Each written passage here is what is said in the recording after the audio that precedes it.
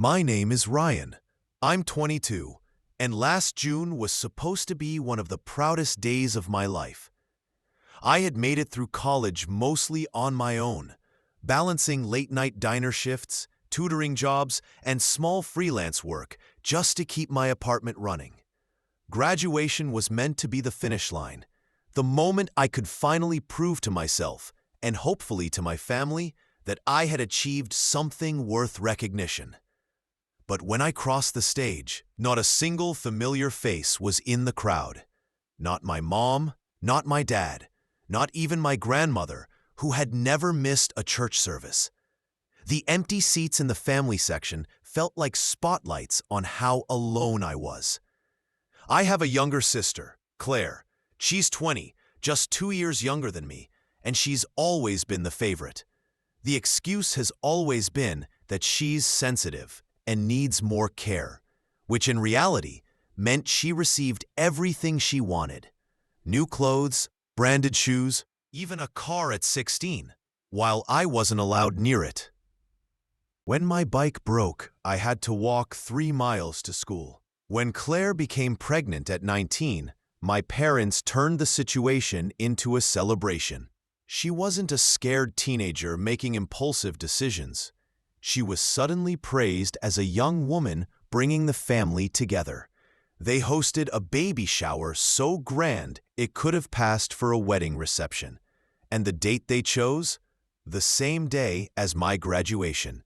At first, I thought it was just bad timing. Maybe the venue was only free that weekend, or maybe they hadn't realized the conflict. I gave them the benefit of the doubt. A month before graduation, I reminded my mom about it, and she said, "Oh, honey, we'll figure something out. Maybe we'll split the day." But as time went on, the truth was obvious. Invitations went out for Claire's baby shower with no mention of my graduation at all.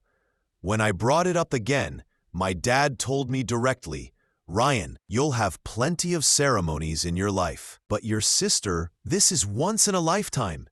I remember gripping my phone so tightly I thought it might break. They were acting like my years of hard work were replaceable, like my achievement wasn't worth anything. On graduation morning, I still hoped they might show up. I kept checking my phone for a message, but nothing came. I scanned the campus parking lot as families arrived with flowers and balloons. Still nothing. When my name was called, I already knew they weren't coming. The cheers for other graduates felt distant as I walked across the stage alone, forced a smile at the dean, and accepted the diploma I had spent years working toward. As I stepped off the stage, my phone buzzed. For a moment, I thought maybe they had finally sent something supportive. Instead, it was a message from my dad. "You owe us an apology."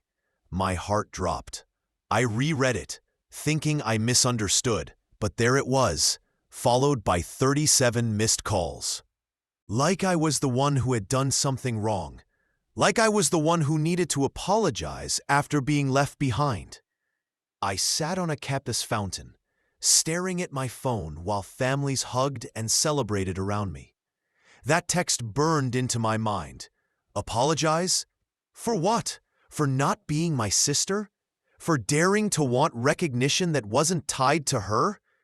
I shoved my phone in my pocket and clenched my fists. That was the first time I felt the real break between me and my family. Until then, I had tolerated the favoritism, the dismissive remarks, the constant excuses. But that text, that demand, was the moment I understood how far it had gone.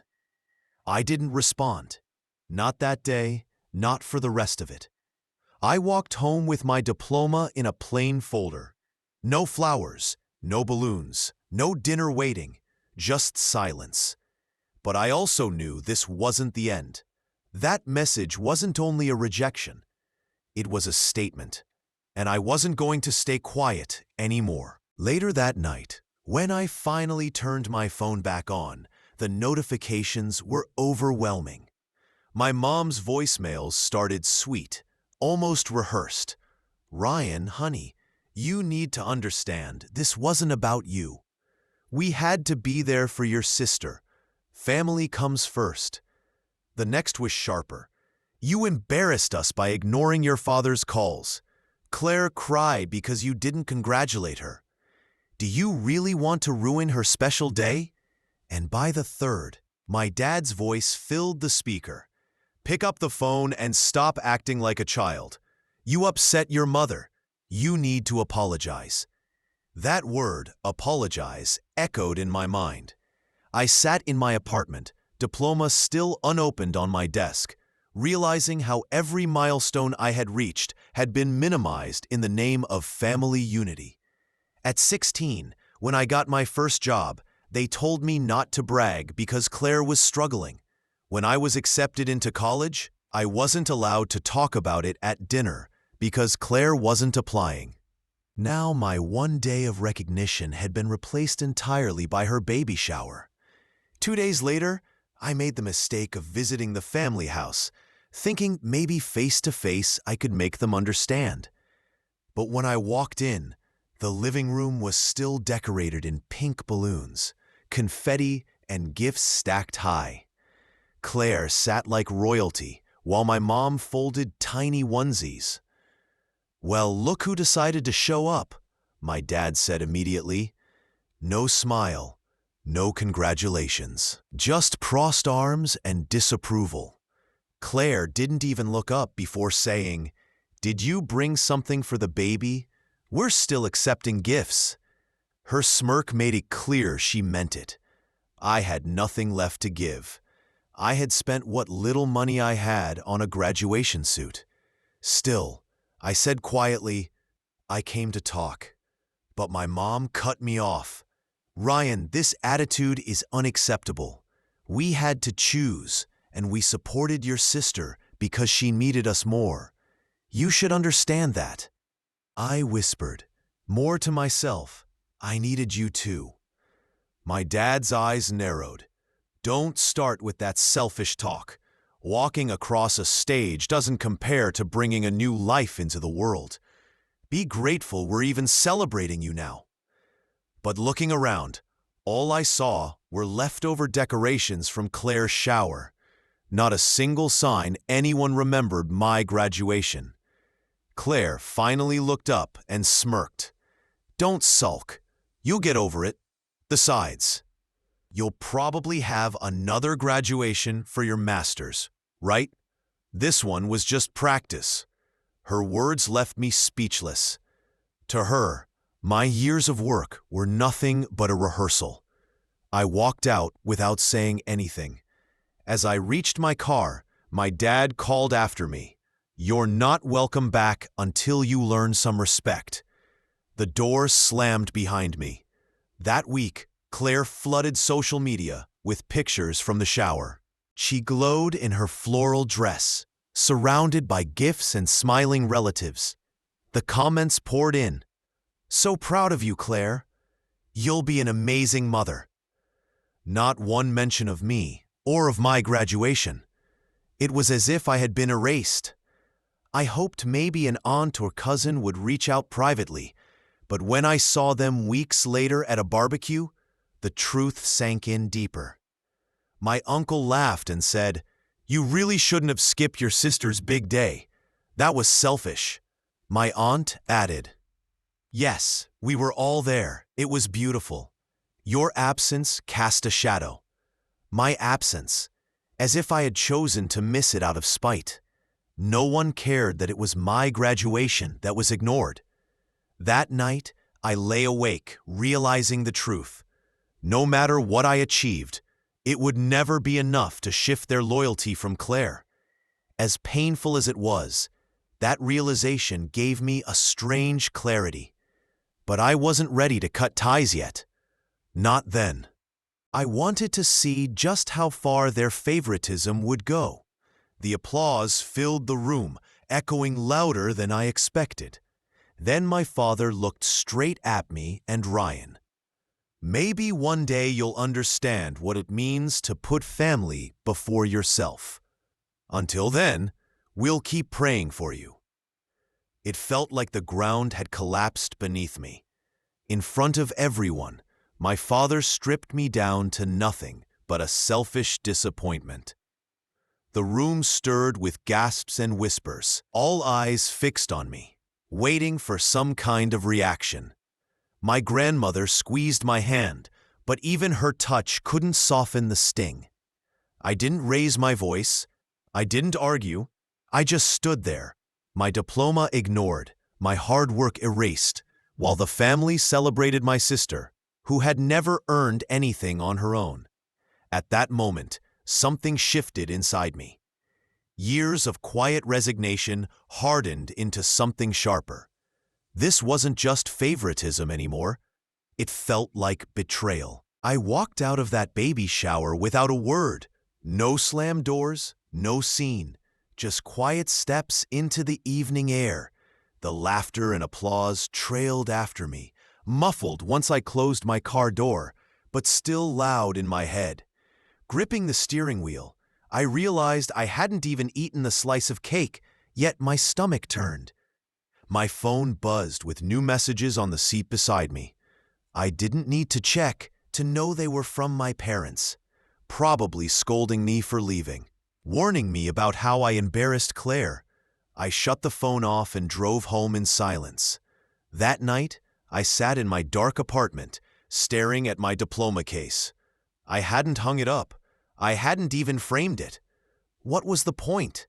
Every time I looked at it, I heard my father's words again, how Claire had given the family a purpose that nothing else ever had. My achievement meant nothing, not to them. That moment replayed in my mind again and again.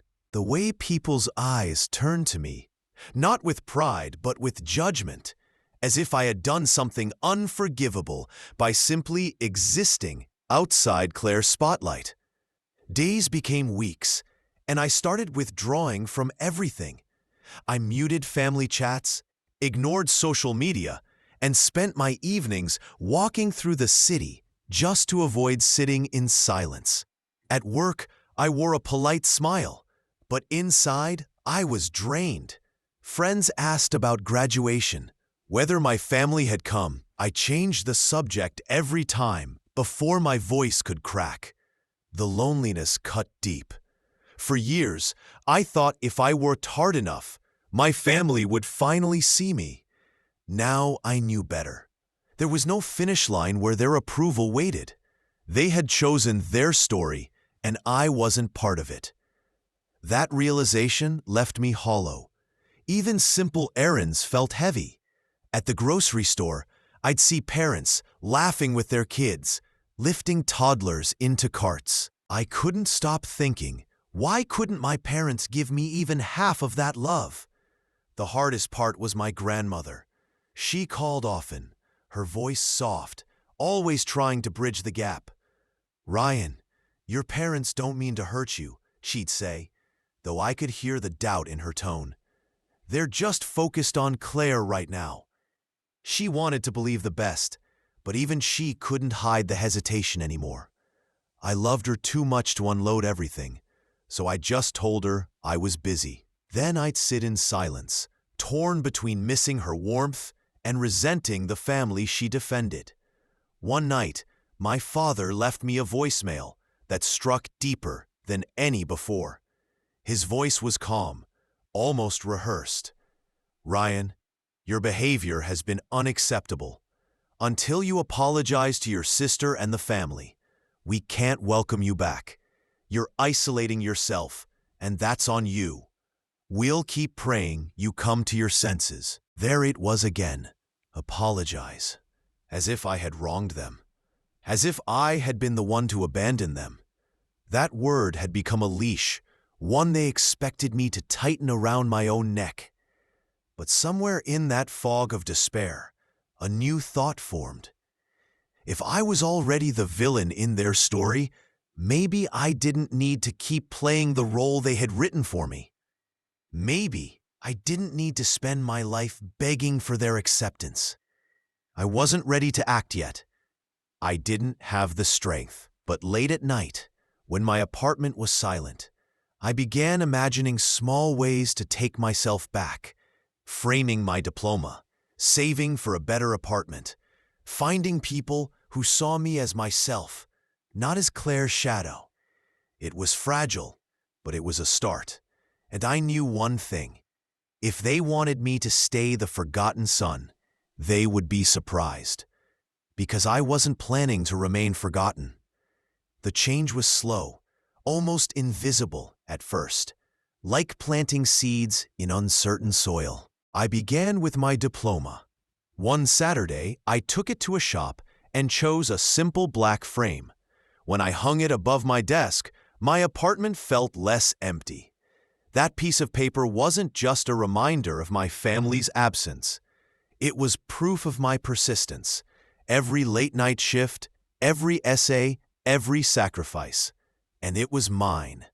Work became my next turning point. I had been at my entry-level job just a few months, doing routine tasks. But when I stopped pouring energy into chasing approval, I poured it into my work instead. I volunteered for projects no one wanted, stayed late not out of obligation, but curiosity. My boss noticed. One afternoon, she pulled me aside. "Ryan, I see how hard you're working. Would you consider leading the next project proposal?" My heart raced. It wasn't glamorous, just spreadsheets and research, but it was a chance to prove myself. I gave everything to that project, while my family planned baby showers and photo sessions.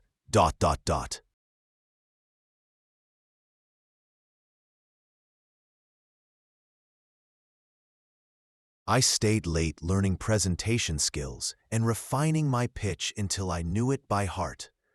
On presentation day, I stood before a panel of executives, palms sweating but voice steady. I laid out every detail with confidence I hadn't known I possessed.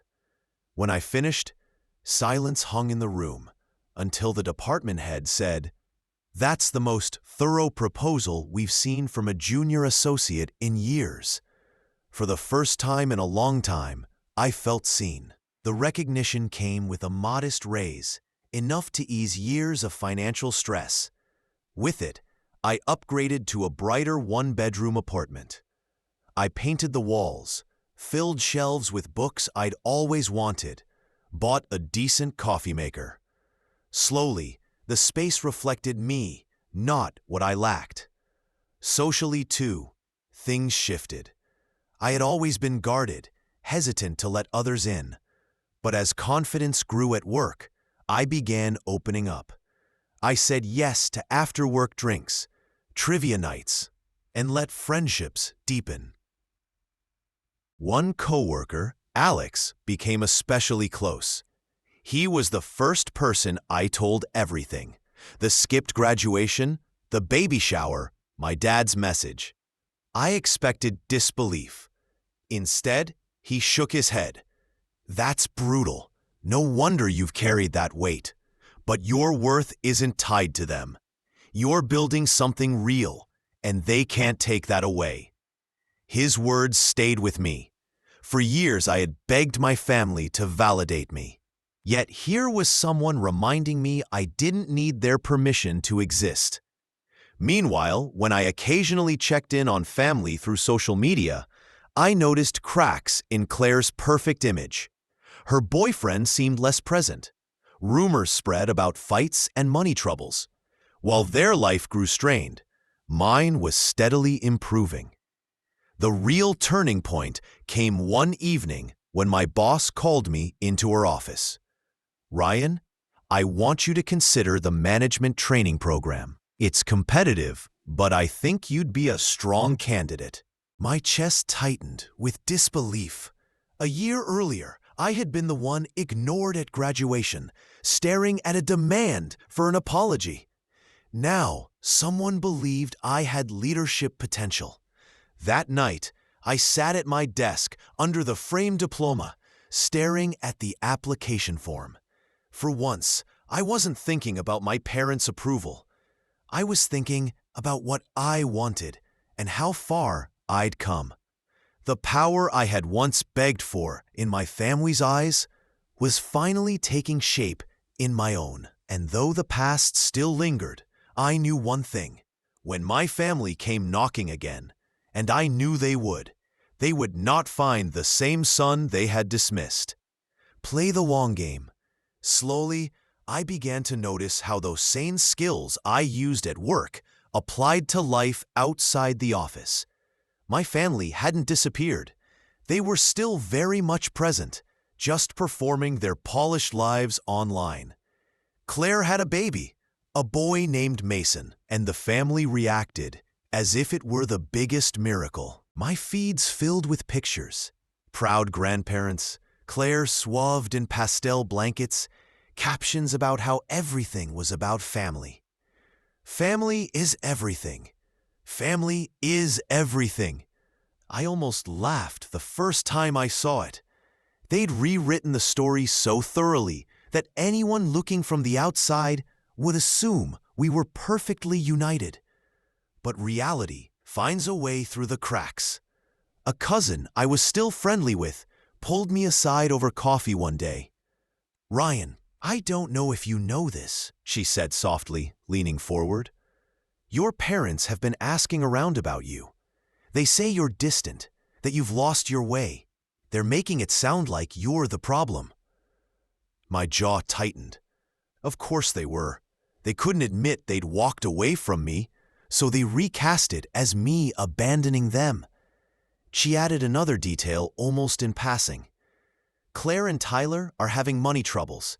He's not working steady hours, and the baby expenses are adding up."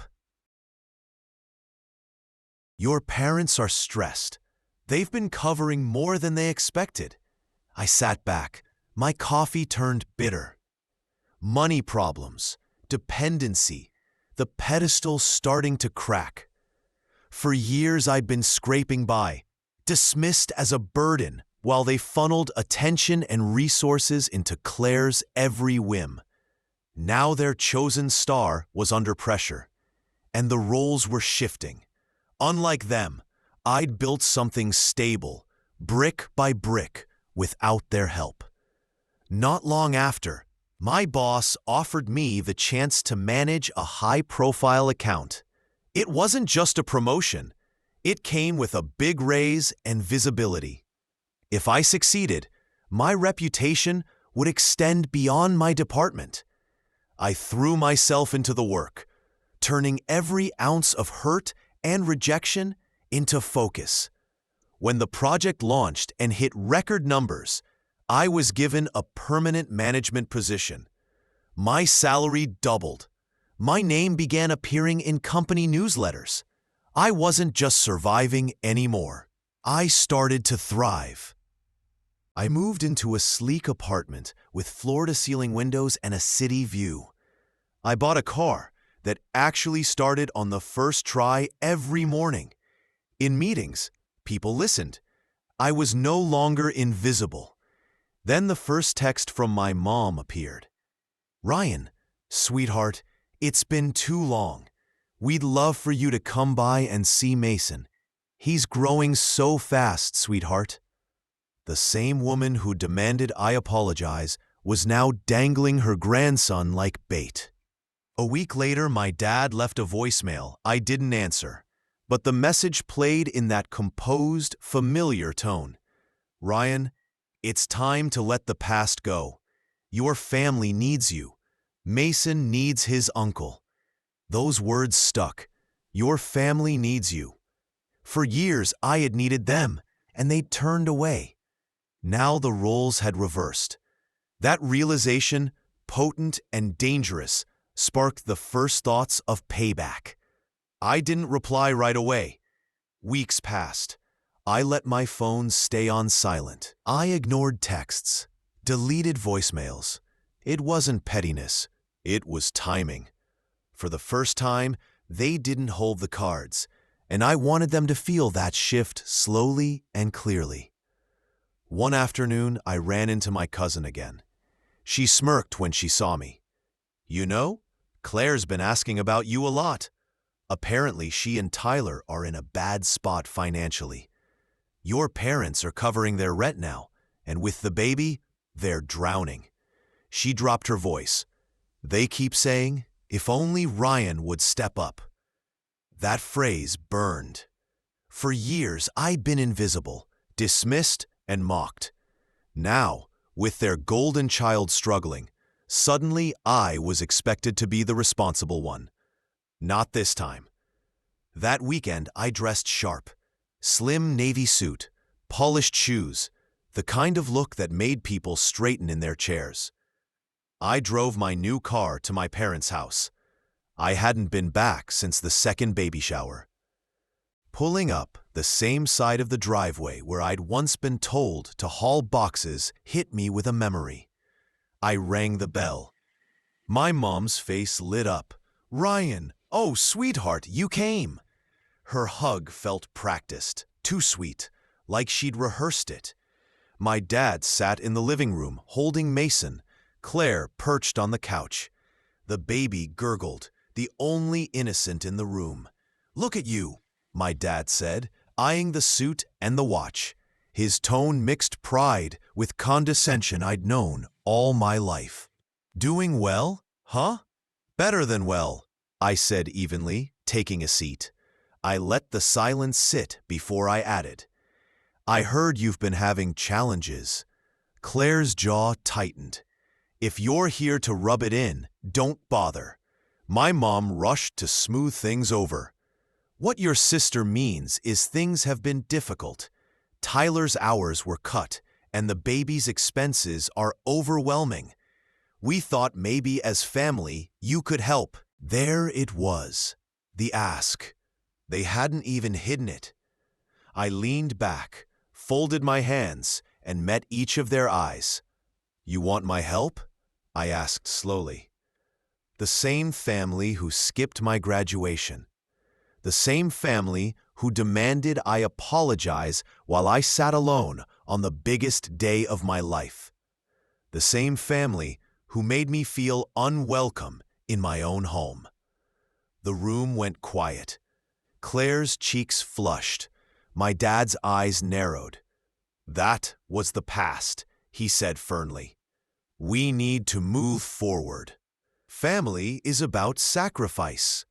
"Funny," I said with a small smile, "because I sacrificed for years and all I got was silence.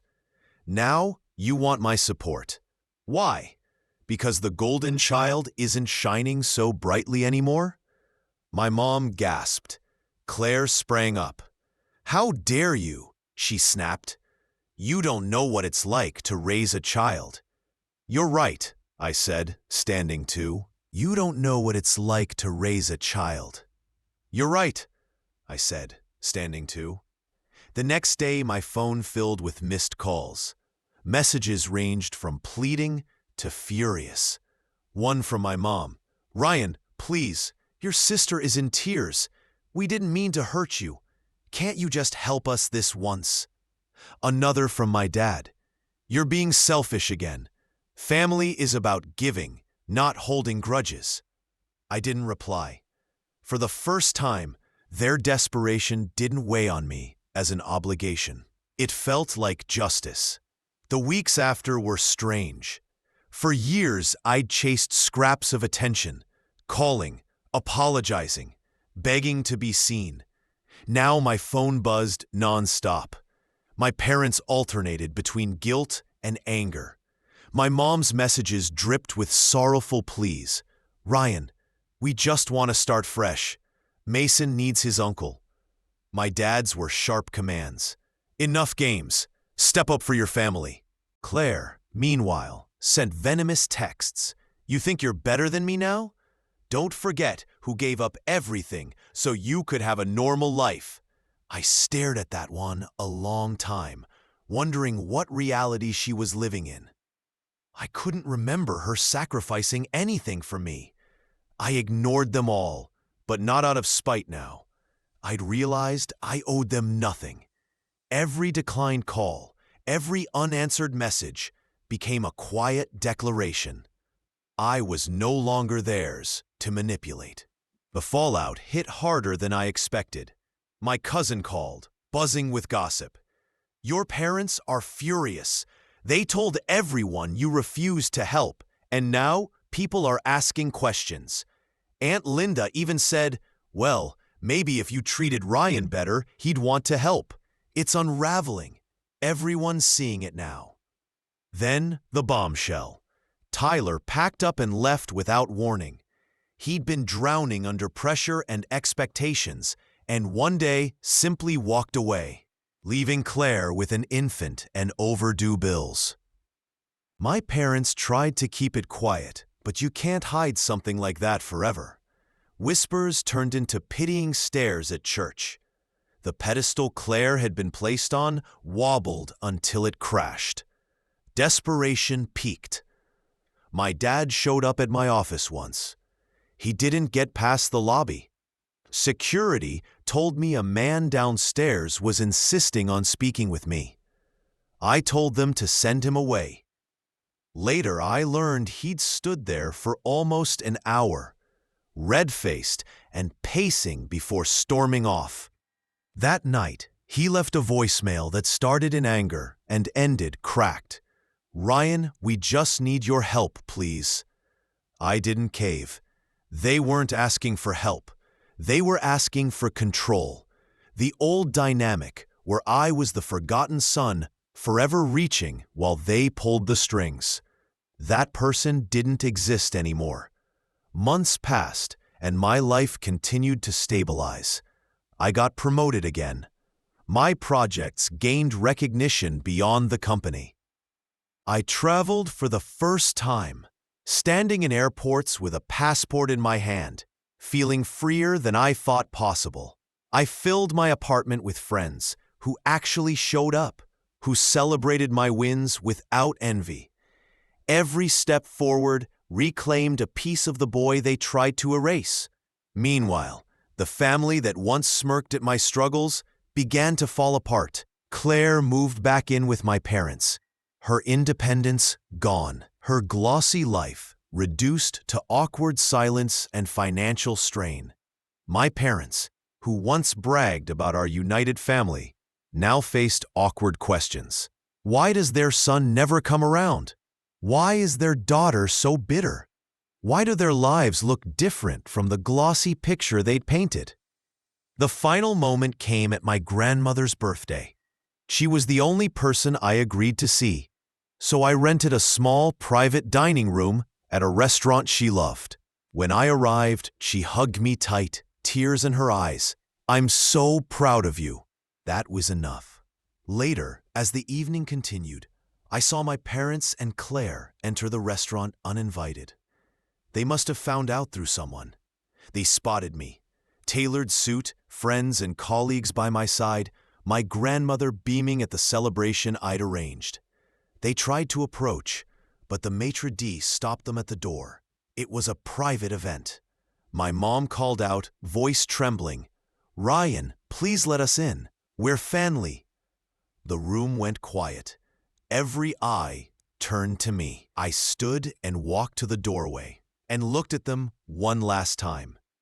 Their faces were desperate, pleading, stripped of the arrogance they once wore. "Family," I said quietly. "Family doesn't abandon you when you need them most. Family doesn't erase you. You made your choice, and now I've made mine." I turned back into the dining room, and the maitre d' closed the door behind me. My grandmother reached for my hand, smiling steadily. The restaurant's noise faded, and I felt the warmth of people who truly cared. In that moment, I realized the truth. I hadn't lost a family. I had built one. As for the old one, the ones who demanded apologies and smirked as I stood alone, they were left outside, knocking on a door that would never open.